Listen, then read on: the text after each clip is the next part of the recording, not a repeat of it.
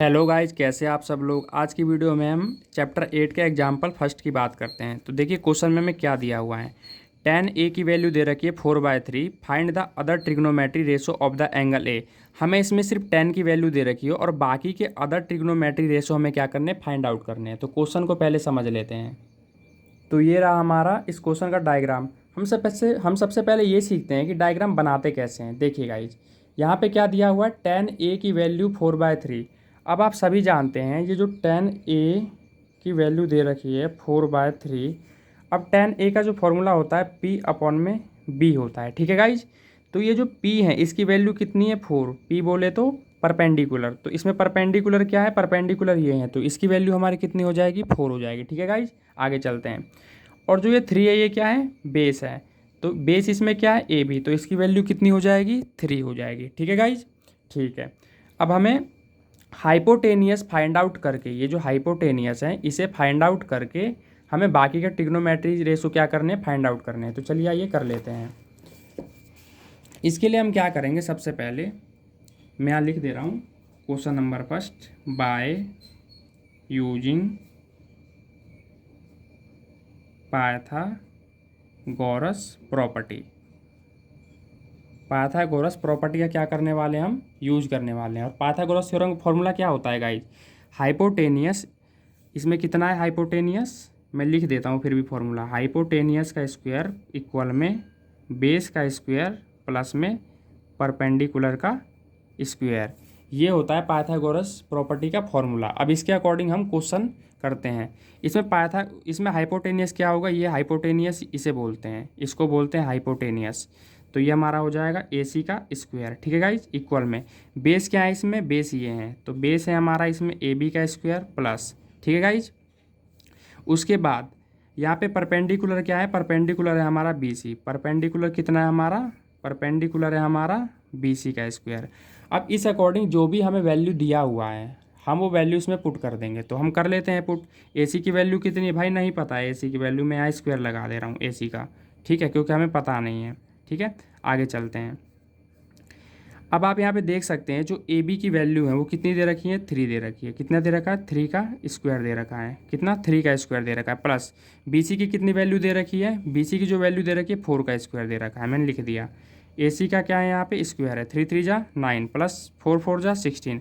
अब ये जो स्क्वायर है इधर आ जाएगा राइट साइड में, तो ये क्या हो जाएगा, अंडर रूट बदल जाएगा अंडर रूट में, तो ये हो जाएगा अंडर रूट 16 और 9 कितना होता है हमारा, 25 होता है। और रूट अगर 25 है तो इसको जब हम बाहर निकालेंगे तो हमारा कितना आ जाएगा, 5 आ जाएगा। वो कैसे बाहर निकालते हैं यहाँ बताता हूँ। जैसे कि 25 है, 5 इंटू 5 क्या होता है, 25 होता है।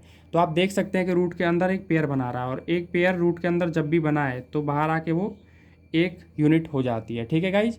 तो यहाँ पे हमारा 5 आ चुका है। अब इसी टाइप से हम बाकी के जो भी ट्रिग्नोमेट्री रेशो हैं वो फाइंड आउट करेंगे। tan a का तो हमें दे रखा था, यहाँ पे 1 बाय 1 करके मैं लिख देता हूँ, ठीक है गाइज। हमारा किस किस का निकालना है, हमें निकालना है tan a का तो हमारे पास दिया हुआ है 4/3, बाकी का निकाल लेते हैं। बाकी का कौन कौन सा बचा है, एक हो गया साइन a इक्वल में, फिर कॉस a इक्वल में, उसके बाद tan हमने निकाल लिया है। उसके बाद क्या क्या बच गया, sine cos tan cosec a, ठीक है। उसके बाद क्या बच गया, सेक ए। उसके बाद क्या बच गया, कॉट ए। इसकी हमें वैल्यू फाइंड आउट करनी है। तो इसके लिए आपको फॉर्मूला पता होना चाहिए इसका। साइन क्या होता है, साइन होता है पी अपॉन में एच।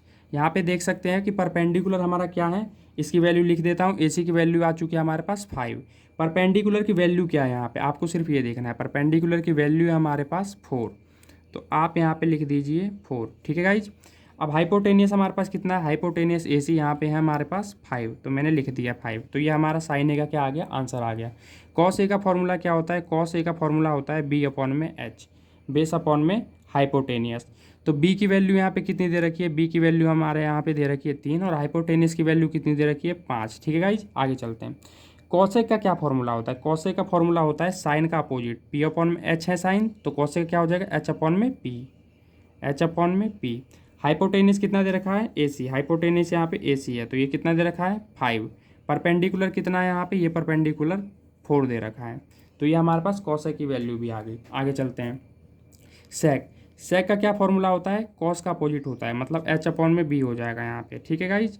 एच की वैल्यू क्या दे रखी है, 5 दे रखी है, ठीक है। और बी की वैल्यू कितनी दे रखी है, मतलब बेस 3 दे रखा है, मैंने 3 लिख दिया। कॉट ए की वैल्यू क्या होती है, कॉट ए होता है tan ए का अपोजिट, ठीक है गाइज। मतलब tan ए का फॉर्मूला होता है पी अपॉन में बी, तो कॉट ए का क्या होगा, पी अपॉन में पी, ठीक है गाइज। बेस कितना है यहाँ पे, बेस है हमारे पास यहाँ पे आप देख सकते हैं 3, तो मैंने यहाँ पे 3 लिख दिया, ठीक है। परपेंडिकुलर कितना है यहाँ पे 4, तो मैंने यहाँ पे 4 लिख दिया। आप इसको भी देख के कर सकते हैं, जैसे tan ए का अपोजिट होता है कॉट ए, तो tan ए 4/3 है पी अपॉन में बी, तो कॉट ए क्या हो जाएगा, बी अपॉन में बी, इसका उल्टा मतलब 3/4 आ जाएगा यहाँ पे आंसर। आई होप कि आपको क्वेश्चन अच्छे से समझ आया होगा गाइज। अगर वीडियो अच्छी लगी हो गाइज तो वीडियो को लाइक करें, शेयर करें, और इसी तरह की वीडियोज़ देखने के लिए हमारे चैनल को सब्सक्राइब जरूर कर लें। धन्यवाद।